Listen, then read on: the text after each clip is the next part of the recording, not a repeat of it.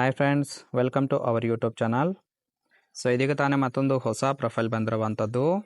Profile ಮಾತ್ರ ತುಂಬಾ ಚೆನ್ನಾಗಿರುತ್ತೆ, ಹಾಗಾಗಿ ಎಲ್ಲಿಯೂ ಕೂಡ ಸ್ಕಿಪ್ ಮಾಡದೆ ಕೊನೆ ತನಕ ನೋಡಿ. ಇವರ ಹೆಸರು ಪದ್ಮಾವತಿ ಹೊಸಮನಿ ಅಂತೇಳ್ಬಿಟ್ಟು. ಸಮಸ್ಯೆ ಗಂಡ ಇಲ್ಲ ಅಂತೇಳಿ ತಿಳಿಸಿದ್ದಾರೆ. ಬಯಕೆ ಸುಖ ಕೊಡೋರು ಬೇಕು ಅಂತೇಳಿ ಎಕ್ಸ್ಪೆಕ್ಟೇಷನ್ ಮಾಡ್ತಾ ಇರೋದು. ವಯಸ್ಸು 34 ವರ್ಷ ಕಂಪ್ಲೀಟ್ ಆಗಿದೆ, ಆದರೆ ವಿಧವೆ ಆಗಿದ್ದೇನೆ ಅಂತೇಳಿ ಇನ್ಫಾರ್ಮೇಷನ್ ಕೊಟ್ಟಿದ್ದಾರೆ. ಕೆಲಸ ಹಣ್ಣಿನ ಅಂಗಡಿ ಇದೆ ಅಂತೇಳಿ ಹೇಳಿಕೊಂಡಿರೋದು. ಆಸ್ತಿ ಸ್ವಂತ ಮನೆ, ಕಾರು ಹಾಗೆ 2 ಕೋಟಿ ಆಸ್ತಿ ಇದೆ ಅಂತೇಳಿ ಇದಿಷ್ಟು ಇವರಿಗೆ ಸಂಬಂಧಿಸಿದ ಬಯೋಡೇಟಾವನ್ನು ಶೇರ್ ಮಾಡ್ಕೊಂಡಿರೋದು. ಇನ್ನು ಇವರ ಬಳಿರುವ Tata Safari XZ+ BS6 car ಬಗ್ಗೆನೂ ಕೂಡ ಫುಲ್ ರಿವ್ಯೂವನ್ನು ಕೊಟ್ಟಿದ್ದಾರೆ.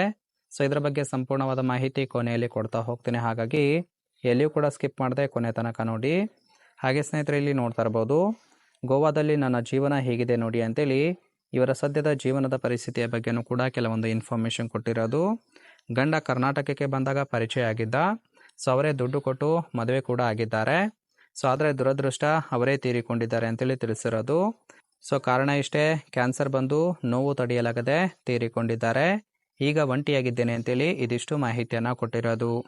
ಇದರ ಜೊತೆಗೆ ಇಲ್ಲಿ ನೋಡ್ತಾ ಇರ್ಬೋದು, ಕೆಲಸದ ಜೊತೆಗೆ ಸುಖವನ್ನು ಕೊಡುವ ವರ ಬೇಕು ಅಂತೇಳಿ ಇವರಿಗೆ ಬೇಕಾಗಿರುವ ಗಂಡಿನ ಗುಣಗಳ ಬಗ್ಗೆನೂ ಕೂಡ ಇವರೇ ಖುದ್ದಾಗಿ ಕೊಟ್ಟಿರೋದು. ಮೊದಲನೇದಾಗಿ ಹಣ್ಣಿನ ಅಂಗಡಿ ಇದೆ, ಒಳ್ಳೆ ಲಾಭ ಕೂಡ ಬರುತ್ತೆ ಅಂತೇಳಿ ತಿಳಿಸಿದ್ದಾರೆ. ಇಂಪೋರ್ಟು ಮತ್ತು ಎಕ್ಸ್ಪೋರ್ಟು ನಾನು ನೋಡಿಕೊಳ್ಳುತ್ತೇನೆ, ಆದರೆ ಸೇಲ್ಸ್ ಮಾಡೋದಕ್ಕೆ ಒಬ್ಬ ಗಂಡು ಬೇಕು ಅಂತೇಳಿ ಎಕ್ಸ್ಪೆಕ್ಟೇಷನ್ ಮಾಡ್ತಾ ಇರೋದು. ಜೊತೆಗೆ ವಸತಿ ಮತ್ತು ಊಟ ನಾನೇ ಕೊಡುತ್ತೇನೆ ಅಂತೇಳಿ ಒಂದು ಭರವಸೆಯನ್ನು ಕೊಟ್ಟಿದ್ದಾರೆ. ಇನ್ನು ಚೂಲು ಬಂದಾಗ ನಾನೇ ಸುಖವನ್ನು ಕೊಡುತ್ತೇನೆ ಅಂತೇಳಿ ಇದಿಷ್ಟು ಕೆಲಸದ ಜೊತೆಗೆ ಸುಖ ಕೊಡುವ ವರ ಬೇಕು ಅಂತೇಳಿ ಮಾಹಿತಿಯನ್ನು ಕೊಟ್ಟಿರೋದು. ಇನ್ನು ಕೊನೆಯದಾಗಿ ಸ್ನೇಹಿತರೆ, ಇವರ ಬಳಿರುವ Tata Safari XZ+ BS6 car ಬಗ್ಗೆನೂ ಕೂಡ ಫುಲ್ ರಿವ್ಯೂವನ್ನು ಕೊಟ್ಟಿರೋದು. ನೋಡ್ತಾ ಹೋಗೋಣ ಬನ್ನಿ. ಸೊ ಅದಕ್ಕಿಂತ ಮುಂಚೆ ಇಲ್ಲಿ ನೋಡ್ತಾ ಇರ್ಬೋದು, ಫ್ರಂಟ್ ವ್ಯೂ ಆಗಿರುತ್ತೆ, ಇದು ಸೈಡ್ ಆ್ಯಂಗಲ್ ವ್ಯೂ ಆಗಿರುತ್ತೆ. ಇದರ ರಿಜಿಸ್ಟ್ರೇಷನ್ ಇಯರ್ ಬಂದ್ಬಿಟ್ಟು ಆಗಸ್ಟ್ 2021 ಆಗಿರುತ್ತೆ. ಇನ್ಸೂರೆನ್ಸು ಆಲ್ರೆಡಿ ಎಕ್ಸ್ಪೈರ್ ಆಗಿದೆ ಅಂತೇಳಿ ತಿಳಿಸಿರೋದು. ಫ್ಯೂಯಲ್ ಟೈಪು ಡೀಸೆಲ್ ಆಗಿರುತ್ತೆ. ಸೀಟಿಂಗ್ ಕೆಪಾಸಿಟಿ 7 ಜನ ಆರಾಮಾಗಿ ಕೂತ್ಕೊಳ್ಬೋದು.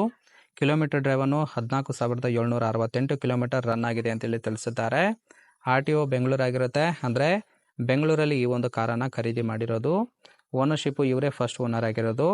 Engine displacement 1956 cc. Transmission manual ಇರೋದು. ಇಯರ್ ಆಫ್ ಮ್ಯಾನುಫ್ಯಾಕ್ಚರಿಂಗು 2021 ಅಂತೇಳಿ ಇನ್ಫಾರ್ಮೇಷನ್ ಕೊಟ್ಟಿದ್ದಾರೆ. ಇನ್ನು ಕಾರಿಗೆ ಸಂಬಂಧಿಸಿದಂತೆ ಕೆಲವೊಂದು ಇಮೇಜ್ನು ಕೂಡ ಶೇರ್ ಮಾಡ್ಕೊಂಡಿರೋದು. ಇದು ಇನ್ನರ್ ಲುಕ್ ಆಗಿರುತ್ತೆ, ಇದು ಇಂಟೀರಿಯರ್ ಡಿಸೈನು, ಇದು ಸೈಡ್ ಆ್ಯಂಗಲು, ಇದು ಫ್ರಂಟ್ ವ್ಯೂ ಆಗಿರುತ್ತೆ. ಇನ್ನು ಸ್ಪೆಸಿಫಿಕೇಶನ್ ನೋಡೋದಾದರೆ ಇಂಜಿನ್ ಕೆಪಾಸಿಟಿ ಬಂದ್ಬಿಟ್ಟು 1956 cc, ಪವರು 167 bhp ಅಂತೇಳಿ ತಿಳಿಸಿದ್ದಾರೆ. ಸೀಟಿಂಗ್ ಕೆಪಾಸಿಟಿ ಅಲ್ಲಿ 7 ಅಂತ ತಿಳಿಸಿರೋದಾದರೆ ಕಂಫರ್ಟೇಬಲ್ ಆಗಿ 6 ಜನ ಕೂತ್ಕೊಳ್ಬೋದು. ಮೈಲೇಜು 16 ಕಿಲೋಮೀಟರ್ ಪರ್ ಲೀಟರ್ ಕೊಡುತ್ತೆ. ಫ್ಯೂಯಲ್ ಟೈಪು ಡೀಸೆಲು, ಹಾಗೆ number of air bags 6 air ಬ್ಯಾಗ್ಸ್ಗಳನ್ನು ಕೊಟ್ಟಿದ್ದಾರೆ. ಸೊ ಇದಿಷ್ಟು ಕೂಡ ಇವರ ಬಳಿರುವ ಟಾಟಾ ಸಫಾರಿ ಬಗ್ಗೆ ಮಾಹಿತಿಯನ್ನು ಕೊಟ್ಟಿರೋದು.